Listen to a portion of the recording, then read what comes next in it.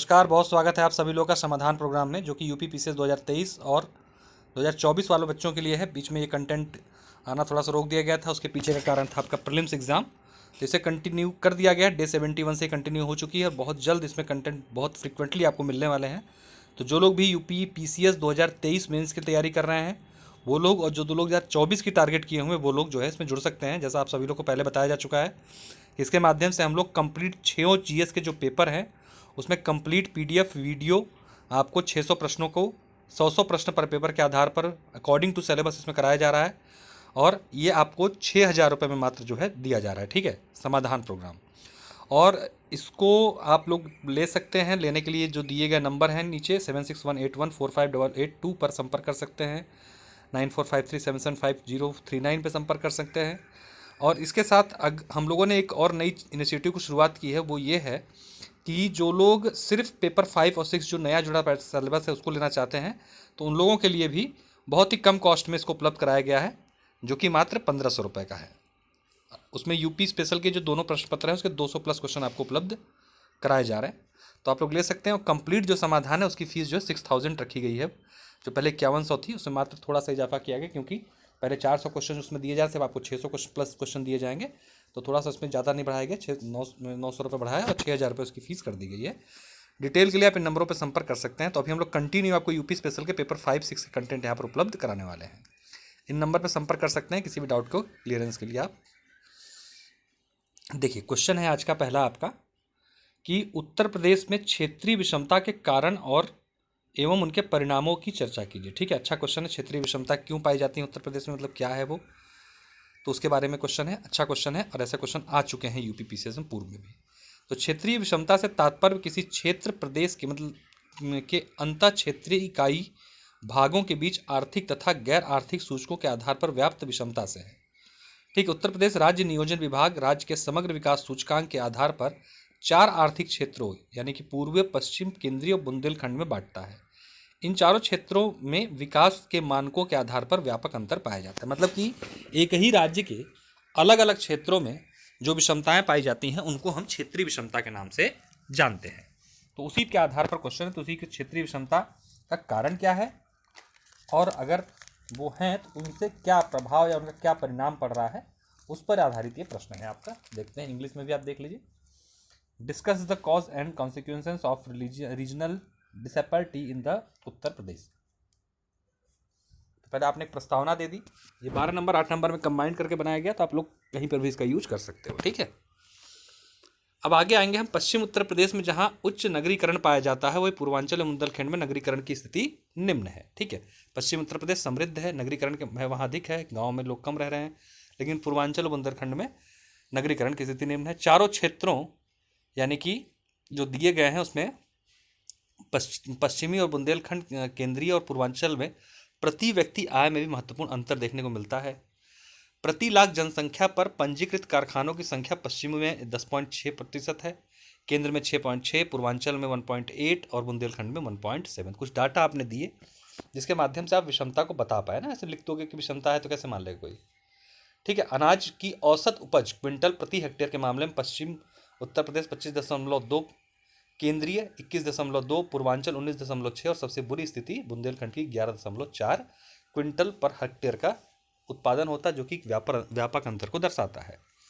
अवस्थापना सुविधाओं यानी कि इंफ्रास्ट्रक्चर सुविधाओं जैसे प्रति व्यक्ति आय, बिजली खपत, टेलीफोन एक्सचेंज, पंजीकृत मोटर वाहन, सड़कों की लंबाई आदि में भी व्यापक अंतर हमें देखने को मिल रहा है। अब क्वेश्चन का जो मेन पार्ट है कि कारण क्या है, तो सबसे पहले है आपका प्राकृतिक कारण। बुंदेलखंड क्षेत्र सूखा प्रभावित पठारी क्षेत्र है जहाँ विषम जलवायु पाई जाती है, इससे कृषि इत्यादि दुष्प्रभावित यहाँ पर होते हैं। पूर्वांचल का क्षेत्र प्रति वर्ष घाघरा, गंडक इत्यादि नदियों से बाढ़ से प्रभावित होता है, परिणाम स्वरूप आर्थिक विकास यहाँ पर प्रभावित होते हैं। दूसरा कारण है आर्थिक कारण। इस तरीके से हेडिंग बनाइए आपकी क्या क्या कारण है, ऐसे ही लाइन, भाई अलग अलग कारक होगा ना, एक ही कारक तो होगा नहीं। आर्थिक कारण क्या क्या है, पश्चिम उत्तर प्रदेश में राजधानी दिल्ली की निकटता के कारण निजी निवेश अधिक हुआ है। इसमें बड़े औद्योगिक नगर जैसे नोएडा, ग्रेटर नोएडा इत्यादि विभिन्न प्रकार की औद्योगिक इकाइयाँ स्थापित हुई हैं। और पश्चिम उत्तर प्रदेश यमुना नहर से सिंचित प्रदेश है, इसमें कृषि का विकास अन्य प्रदेशों की तुलना में अधिक हुआ है। पश्चिमी उत्तर प्रदेश को राजधानी दिल्ली के रूप में बड़ा बाजार प्राप्त होता है, इसलिए बाजार की निकटता से बागवानी, दुग्ध सहित अन्य उत्पादों को इसमें प्रोत्साहन मिल रहा है। बुंदेलखंड क्षेत्र अन्य क्षेत्रों की तुलना में अवसंरचना का विकास एवं विस्तार पर्याप्त नहीं हुआ। पठारी क्षेत्र होने के नाते सड़कें वगैरह वहां पर निर्मित नहीं हो पाई हैं। ठीक। तीसरा है सामाजिक कारण। पश्चिम उत्तर प्रदेश में निकटवर्ती दिल्ली और अन्य प्रदेशों के व्यापारियों के नए उद्योगों की स्थापना का जोखिम लिया। मोदी नगर जैसे नगरों का विकास हुआ, इसने यहाँ पर और भी एक पूरा इंडस्ट्रियल नगर ही बसा दिया जिसे मोदी नगर के नाम से जाना जाता है, जो गाजियाबाद का एक तहसील है। पूर्वोत्तर तथा अन्य भागों में कृषि को वंशानुगत पेशा मानकर अन्य उद्योगों की स्थापना का प्रयास नहीं किया गया। ठीक है, वहाँ पर जो पूर्वी उत्तर प्रदेश है वहाँ पर कृषि को एक वंशानुगत पेशा माने खेती चल रही तो पूरी पीढ़ी दर पीढ़ी उसी काम में लगी हुई, उसको किसी तरह से बढ़ावा नहीं दिया गया। ठीक है, सामाजिक कारण थे। अगर हम ऐतिहासिक कारणों की बात करें तो ब्रिटिश काल में केवल ऐसे क्षेत्रों में उद्योगों की स्थापना की गई जिनसे ब्रिटिश कंपनी को अधिकतम लाभ प्राप्त हो सकता था। जैसे तराई क्षेत्र में अधिकांश चीनी मिलें लगाई गई। ठीक। ब्रिटिश काल में लागू भू राजस्व, रैयतवाड़ी और महलवाड़ी के कारण प्रदेश के संतुलित विकास में बाधा उत्पन्न हुई। इनके ऐतिहासिक कारण हैं। राजनीतिक कारण, प्रादेशिक विकास की नीतियां विलंब से अपनाई गई। छठी पंचवर्षीय योजना से नीतियों का प्रभावी क्रियान्वयन नहीं हो पाया। ये राजनीतिक कारण के रूप में आप दर्शा सकते हैं। अब क्वेश्चन का अगला जो हम लोग का पार्ट है कि प्रभाव और परिणाम, यानी कि क्या इफेक्ट पड़ा। तो प्रदेश में प्रादेशिक विषमता के कारण विभिन्न भागों में अलग राज्यों के गठन की मांग तीव्र हो गई। तो बात हुई कि उत्तर प्रदेश को 4 भागों में बांट दिया जाए, कई बार चर्चा उठा 2 भागों में बांट दिया जाए, है ना। पश्चिम उत्तर प्रदेश में हरित प्रदेश और पूरब से अलग करके पूर्वांचल की मांग की जा रही है। बुंदेलखंड और पूर्वांचल उत्तर प्रदेश में जनसंख्या की तीव्र पलायन पश्चिम उत्तर प्रदेश की ओर हो रहा है। ठीक है, लगातार वहाँ से लोग यहाँ आके बस रहे हैं पश्चिम उत्तर प्रदेश में। बुंदेलखंड क्षेत्र में गरीबी की समस्या से भुखमरी और अन्य स्वास्थ्य संबंधी समस्याएं उत्पन्न हो रही हैं। ये इनके दुष्प्रभाव हैं। क्षेत्रीय विषमता के कारण शिक्षा, स्वास्थ्य, पोषण जैसे सामाजिक सूचकांकों में लगातार पिछड़ता जा रहा उत्तर प्रदेश। क्षेत्रीय विषमता के, क्योंकि जब पैमाना लिया जाएगा तो पूरे यूपी का लिया जाएगा, है ना। क्षेत्रीय विषमता के कारण संपत्ति का असमान वितरण हो रहा है। पश्चिम उत्तर प्रदेश में जहाँ संपन्नता है वही बुंदेलखंड क्षेत्र गरीबी की समस्या से ग्रस्त है। क्षेत्रीय असमानताओं के कारण पिछड़े क्षेत्रों में उपलब्ध संसाधनों का अनुकूलतम दोहन नहीं हो पाया है। बुंदेलखंड क्षेत्र के खनिज संसाधनों का लाभ उत्तर प्रदेश प्राप्त नहीं कर पा रहा। बहुत मात्रा में संसाधन उपलब्ध हैं खनिज, लेकिन उनका दोहन नहीं हो पा रहा है क्योंकि वहाँ पर बहुत न तो कोई उद्योग है न तो कोई कंपनियाँ जाना चाह रही हैं। क्षेत्रीय विषमता आर्थिक संकट उत्पन्न करती है। जिन क्षेत्रों में अति उत्पादन होता है वहाँ तुलनात्मक रूप से वस्तुओं का मूल्य कम हो जाता है। ठीक, ये इकोनॉमिक का नियम है। अब भैया प्रयास भी बताने होंगे कि क्या प्रयास किए जाएं विषमता को दूर करने के लिए। उत्तर प्रदेश सरकार द्वारा पूर्वांचल विकास निधि योजना, बुंदेलखंड विकास निधि योजना, सीमावर्ती क्षेत्र विकास योजना, बुंदेलखंड विकास निगम की स्थापना, पूर्वांचल एक्सप्रेसवे का निर्माण, अटल एक्सप्रेसवे, उत्तर प्रदेश के मध्यवर्ती जिलों तथा बुंदेलखंड के कई जिलों तक विकसित सैन्य कॉरिडोर का निर्माण प्रस्तावित है। जो द्वितीय हरित क्रांति को पिछड़े क्षेत्रों पर focus, MNREGA, Ayushman Bharat, smart city, मुद्रा योजना, पर्यटन विकास आदि के माध्यम से इन क्षेत्रों में रोजगार उत्पन्न इत्यादि का प्रयास जो है लगातार किए जा रहे हैं। आपने कुछ एकदम लेटेस्ट एग्जाम्पल यहाँ पे दे दिए। इसके साथ भी निम्नलिखित प्रयास और किए जाने चाहिए कि नदी जोड़ो योजना में तीव्रता लाकर पूर्वांचल के अतिरिक्त जल को बुंदेलखंड के सूखाग्रस्त क्षेत्र में लाया जा सकता है। बंद पड़ी चीनी मिलों के उत्पादन कार्य पुनः प्रारंभ किया जा सकता है, जिससे खाद्य प्रसंस्करण उद्योगों की स्थापना की जा सकेगी, कौशल विकास को प्रोत्साहन मिलेगा। पर्यटन उद्योग को बुंदेलखंड और पूर्वांचल के लिए बढ़ाया जाएगा, जो कि वर्तमान में सरकार कर रही है ना। निष्कर्ष के माध्यम से हम कह सकते हैं कि इस प्रकार समावेशी विकास नीति को अपनाकर न केवल संतुलित विकास किया जा सकता है बल्कि मानव विकास के उच्चतम लक्ष्य को भी प्राप्त किया जा सकता है। परफेक्ट आंसर आपका 12 नंबर वाला यहाँ पे तैयार हो गया आपका। ठीक है, यही सब क्वेश्चन आपको देखिएगा मिलने वाले हैं आपके पेपर 5-6 में। ठीक, आप लोग कुछ मत पढ़िए, सारे कंटेंट को हटा के सिर्फ अगर हमारा ये समाधान लाइट प्रोग्राम कर लेते हो तो आप देखना कि पेपर 5-6 का 80% कंटेंट आपको यहाँ से मिल जाएगा और with latest data, with updated content आपको दिया जा रहा है। इसके साथ साथ हम लोग कुछ लेटेस्ट डाटा भी आपको यूपी स्पेशल के लास्ट में प्रोवाइड कराएंगे। इतना कर लोगे तो आपको पेपर 5-6 के लिए किसी भी कंटेंट मटेरियल की जरूरत नहीं पड़ेगी। विश्वास के साथ आप लोग जुड़ सकते हो। बहुत ही कम फीस इसलिए रखी गई है और इसी बार ये 1500 रखी भी गई है। इसके बाद इसकी फ़ीस बढ़ा दी जाए क्योंकि इसमें मेहनत बहुत लग रही है। ठीक है, तो आप लोग इसका लाभ लीजिए और अभी एडमिशन ले लीजिए ताकि आप लोगों को इसमें ही न्यूनतम फीस में आपको मिल जाए 1500 रुपये में। 200 प्लस क्वेश्चन, लगभग 250 प्लस क्वेश्चन के आसपास इसमें देने वाले हैं हम लोग। 200 तो परंपरागत और कोशिश करेंगे 50 करंट बेस्ड क्वेश्चन आपको दिए जाए। जनांकीय लाभांश वर्तमान एवं भविष्य की एक गंभीर चुनौती है। उत्तर प्रदेश के विशेष संदर्भ में इस कथन पर टिप्पणी कीजिए। देखिए प्रीलिम्स में क्वेश्चन आया था इस बार। जनांकीय लाभांश का तात्पर्य है जनसंख्या में काम न करने वाले पराश्रित लोगों की तुलना में कार्यशील जनसंख्या का अधिक होना। ठीक, आयु की दृष्टि से कार्यशील जनसंख्या मोटे तौर से 15 से 64 तक की आयु गिनी जाती है। जनगणना 2011 के अनुसार उत्तर प्रदेश की जनसंख्या लगभग 20 करोड़ है। इस जनसंख्या की औसत आयु 20 वर्ष है। स्पष्ट है कि उत्तर प्रदेश आबादी में युवाओं की जनसंख्या बहुत बड़ी है, जो जनांकीय लाभांश की स्थिति दिखाती है। मतलब उत्तर प्रदेश एक युवा राज्य है। क्या लाभ होते हैं इसके? पारिश्रमिक की तुलना में कार्यशील जनसंख्या अधिक होने से समृद्धि की दृष्टि से अप्रत्याशित लाभ की संभावना होती है। जब आश्रित जनसंख्या अधिक होती है तो फिर वहाँ पर आर्थिक उत्पादन की संभावना कम हो जाती है, लेकिन जब कार्यशील जनसंख्या होगी तो आर्थिक विकास में बहुत सहयोग करेगी। कार्यशील आयु वर्ग अपना भरण पोषण तो करता ही है, साथ में पराश्रितों का भी सहारा देता है। सामाजिक कल्याण कार्यक्रमों पर सरकार को कम खर्च करना पड़ता है क्योंकि जनसंख्या जवान होती है। इससे राजकोषीय संतुलन बना रहता है। आर्थिक क्षेत्रों में श्रम बल की आपूर्ति सुनिश्चित हो जाती है। अधिक से अधिक लोग युवा हैं तो उनको समायोजित किया जा सकता है। युवाओं की अधिक कार्यक्षमता का लाभ उत्पादक में वृद्धि का कारण बन सकती है। चुनौतियां क्या क्या हैं? बड़ी संख्या में युवा आबादी अप्रशिक्षित है। आबादी तो है लेकिन अनस्किल्ड है। जनसंख्या वृद्धि को दूर दर की तुलना में रोजगार वृद्धि बहुत कम है। ठीक है, जनसंख्या बहुत है, देखते हैं एक फॉर्म आता है 50-50 लाख पड़ जाता है फॉर्म, है ना, नौकरी आई जरा सी थी, दिक्कत ही तो है। बेरोजगारी की स्थिति में युवाओं को का गैर कानूनी गतिविधियों में सम्मिलित होने की संभावना बढ़ जाती है, जिससे कानून व्यवस्था की समस्या उत्पन्न हो रही है। बहुत बड़ी समस्या ये भी है। उत्तर प्रदेश की कुल जनसंख्या 32.9% लोगों को रोजगार प्राप्त है, से 67.1 आश्रित हैं। 2011 की जनगणना का डाटा बोलता है। इसमें से भी 59% कृषि और कृषि संबंधित कार्यों में लगे हैं। मानव संसाधन की एक महत्वपूर्ण क्षति से संभावित है। भविष्य की क्या चुनौतियां हैं? भविष्य में रैपिड एजिंग यानी कि वृद्धों की संख्या में वृद्धि की समस्या उत्पन्न होगी, जो जनांकीय संक्रमण की अंतिम अवस्था होगी। जनांकीय लाभांश का लाभ बगैर पराश्रित जनसंख्या का बोझ अर्थव्यवस्था पर बढ़ेगा। समाज कल्याण कार्यक्रमों पर अधिक व्यय करना पड़ेगा। अगर अभी हमने इसका यूज नहीं किया तो भविष्य में ये दिक्कतें हमें देखने को मिल सकती हैं।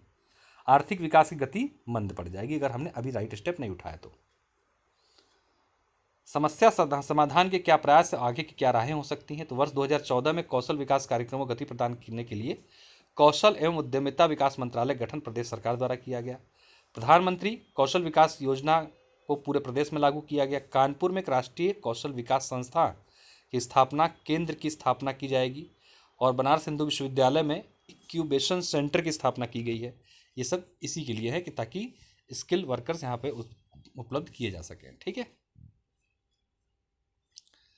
और भी क्या प्रयास हो सकते हैं?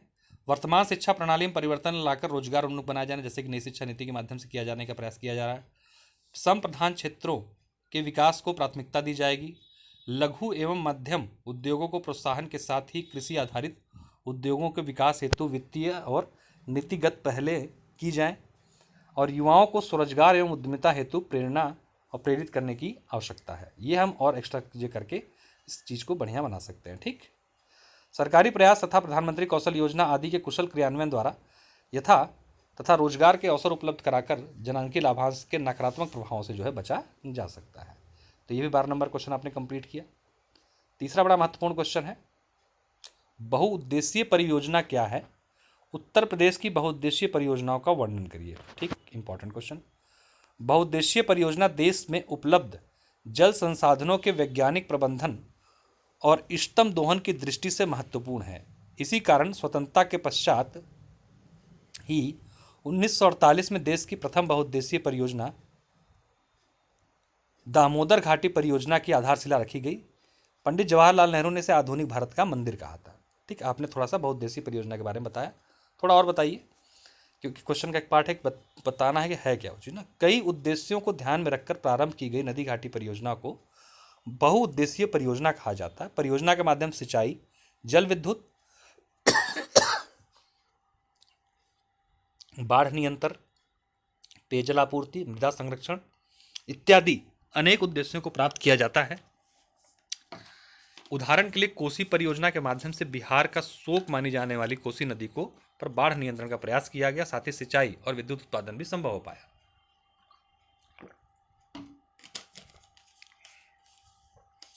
अब हमें बताना है क्वेश्चन के पार्ट के रूप में कि उत्तर प्रदेश की बहुउद्देशीय परियोजनाएं कौन कौन सी हैं। तो रिहंद बांध परियोजना, ओबरा जल विद्युत केंद्र, माता टीला जल विद्युत परियोजना, गंगा विद्युत क्रम, शारदा जल विद्युत, बाण सागर नहर परियोजना, ये उत्तर प्रदेश के बारे में आपने बता दिया। अब थोड़ा सा इनके बारे में डिटेल हम कर सकते हैं, क्योंकि क्वेश्चन का पार्ट है कि उत्तर प्रदेश की उनके बारे में व्याख्या करनी है ना। तो रिहंद बांध परियोजना उत्तर प्रदेश की सबसे बड़ी बहुउद्देशीय परियोजना है। इसके अंतर्गत सोन की सहायक नदी रिहंद नदी पर पिपरी गांव यानी कि सोनभद्र में है पिपरी, बांध बनाया गया। बांध के पीछे निर्मित कृत्रिम झील गोविंद वल्लभ पंत सागर भारत की सबसे बड़ी कृत्रिम झील है। इस परियोजना में 300 मेगावाट विद्युत का उत्पादन होता है, जिससे उत्तर प्रदेश के लगभग 20 जिलों तथा रेणुकूट स्थित हिंडाल्को संयंत्र को विद्युत की आपूर्ति सुनिश्चित की जाती है। ओबरा जल विद्युत केंद्र रिहंद नदी पर निर्मित दूसरी बहुउद्देशीय परियोजना है। 300 मेगावाट क्षमता की 6 विद्युत उत्पादन इकाइयां हैं स्थापित की गई हैं। माता टीला जल विद्युत परियोजना, यह परियोजना झांसी के निकट बेतवा नदी पर निर्मित है। मध्य प्रदेश और उत्तर प्रदेश की संयुक्त परियोजना है। ठीक है, 3000 किलोवाट की विद्युत यहाँ पर उत्पादन किया जाता है। गंगा विद्युत क्रम हरिद्वार से अलीगढ़ तक ऊपरी गंगा नहर पर निर्मित कई लघु जल विद्युत परियोजनाओं क्रम में गंगा विद्युत क्रम कहा जाता है। ठीक है, परियोजनाएं और कौन कौन सी शामिल हैं? पथरी सहारनपुर, मोहम्मदपुर, चित्तौड़ मुजफ्फरनगर, सलखा, पालरा, ये सब इसी गंगा वाले में ही है। ठीक है, आपको याद है तो लिख दीजिएगा वहाँ पर। इससे क्या होगा ना, ये सब कंटेंट डालने से क्या होगा ना कि आपको माना जाएगा, टीचर चेक करेगा तो समझ जाएगा आप यूपी के एकदम लोकल हो, सब जान रहे हो। शारदा जल विद्युत परियोजना, यह परियोजना शारदा नहर पर स्थित है। 41,400 किलोवाट क्षमता जल विद्युत गृह ये पीलीभीत जिले के बनवासा के निकट स्थापित है। गंगा विद्युत क्रम से जोड़ दिया गया है इसे। परियोजना के द्वारा पीलीभीत, बरेली, शाहजहांपुर, हरदोई, खीरी आदि जिले को विद्युत उत्पादन कराया जाता है यहाँ पर। बाणसागर नहर, ये उत्तर प्रदेश, मध्य प्रदेश और बिहार की संयुक्त परियोजना है, ध्यान रखिएगा।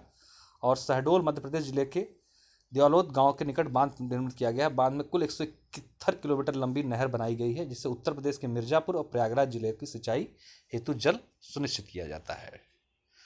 इस प्रकार उत्तर में मानसून की अनिश्चितता से उत्पन्न सिंचाई की समस्या का समाधान बुंदेलखंड क्षेत्र के पेयजल आपूर्ति तथा ऊर्जा आवश्यकताओं की पूर्ति की दृष्टि से बहुउद्देशीय परियोजनाएं आर्थिक विकास में सहायक सिद्ध हो रही हैं। स्पष्ट कर दिया आपने।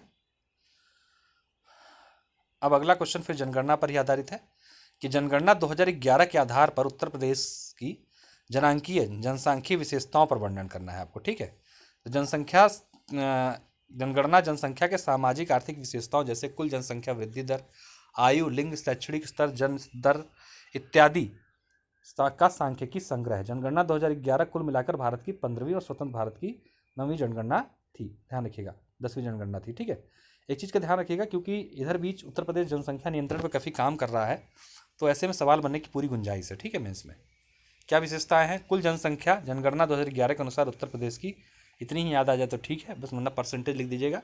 कुल जनसंख्या का 16.50% है। वैश्विक संदर्भ में चीन, भारत, अमेरिका, इंडोनेशिया के पश्चात उत्तर प्रदेश का 5वां स्थान है। ठीक है, वृहद आकार इसका मतलब उत्तर प्रदेश में जनसंख्या का है। 10 की वृद्धि दर की अगर हम बात करें, जनगणना 2011 के अनुसार उत्तर प्रदेश में 10 की वृद्धि 20.22% दर्ज की गई। यह वृद्धि दर राष्ट्रीय औसत वृद्धि दर 17.7 से अधिक है, लेकिन 1991 से 2001 की तुलना में कम है। ठीक है, बता दिया आपने। घनत्व तो बता दीजिए थोड़ा सा, क्योंकि विशेषताएं पूछे, सारी बातें आपको बतानी पड़ेंगी।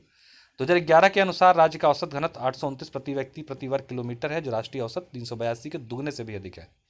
ठीक है, उत्तर प्रदेश इसका मतलब सघन आबादी वाला राज्य है।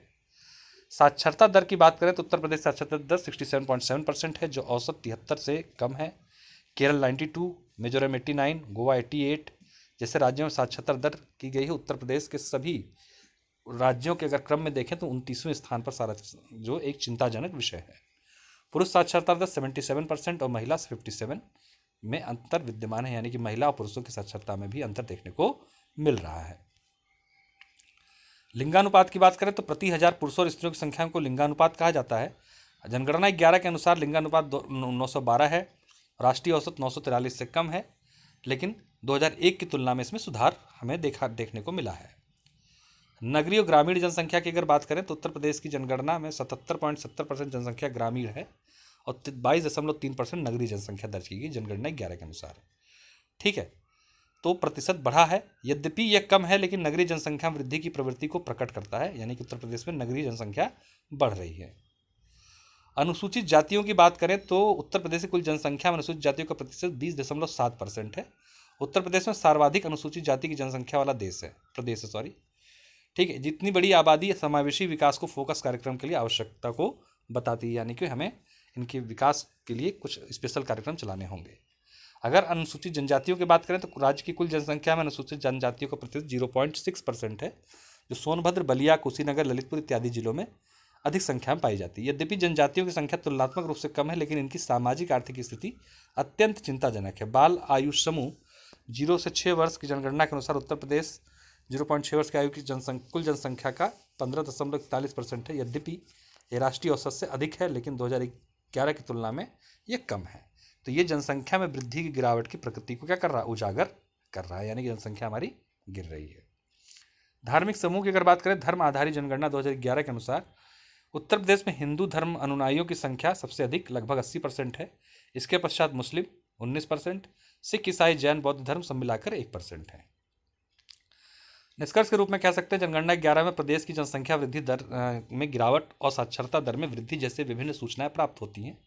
प्रदेश में समावेशी और सतत विकास के लिए वृद्धि दर पर नियंत्रण करने की आवश्यकता है। साथ ही साक्षरता में वृद्धि के लिए अधिक गंभीर रणनीति को लागू करना होगा। इस तरीके से आपने करके अपने आंसर को कंक्लूड कर दिया। ठीक, तो आज के लिए 4 प्रश्न डेली बेस पे आप लोगों को मिलेंगे। जैसा आप लोगों को बता दिया गया, दिए गए नंबरों पे आप संपर्क कर सकते हैं। समाधान लाइट में आप ले सकते हैं एडमिशन मात्र 1500 रुपये में, जो कि आपको यूपी स्पेशल कंटेंट यहाँ पर उपलब्ध कराया जाएगा। वीडियो प्लस PDF 200 से 250 प्रश्न यहाँ पर उपलब्ध कराए जाएंगे आपको। इसमें मात्र 1500 रुपये आपको पे करना है। और अगर कंप्लीट समाधान लेना है, जिसमें GS पेपर 1, 2, 3, 4, 5, 6 का वीडियो प्लस PDF प्लस पूरा कंप्लीट कंटेंट और साथ में हिंदी निबंध मिलेगा, उसकी फीस 6000 रुपये है। तो आप लोग इसमें जल्दी से जुड़ के अपने तैयारी को आगे बढ़ाइए बिना विशेष देरी के। ठीक है, तो ये नंबर दिए गए, इस पर संपर्क करके एडमिशन लेके अपनी तैयारी को आगे बढ़ाइए। और ये कंटेंट समझिए, ऐसा कंटेंट आपको दे रहे जो खुद यूज किया गया है, तो आपको भी इससे सफलता मिलने की पूरी संभावना रहेगी। और इसको बनाया ही इस रूप में गया है कि आपको और कहीं भटकने की आवश्यकता ना पड़े। तो इसको लेके अपना यूपी स्पेशल के लिए आप इधर उधर भटकने से बच सकते हैं। तो बहुत बहुत धन्यवाद, नमस्कार। बाकी 6 पेपर भी इतने क्लास दिए गए हैं, अब लगभग हमने 250 से ऊपर प्रश्न आपको दे चुके हैं। ठीक है, और हमें 600 प्लस प्रश्न देने हैं आपको। तो हम अब डबल क्लासेस भी हो सकता है उपलब्ध कराएंगे। और करंट को छोड़ के बाकी सबका सब कंटेंट आपको इस जून के एंड तक या 15 जुलाई तक उपलब्ध हो जाएगा। 15 जुलाई के बाद जो कंटेंट आएगा सिर्फ करंट बेस्ड कंटेंट ही आएगा। 15 जुलाई तक पूरा खत्म हो जाएगा आपका ट्रेडिशनल वाला पोर्शन। ठीक है, चलिए, तो बहुत धन्यवाद, नमस्कार, फिर मिलते हैं नेक्स्ट वीडियो में।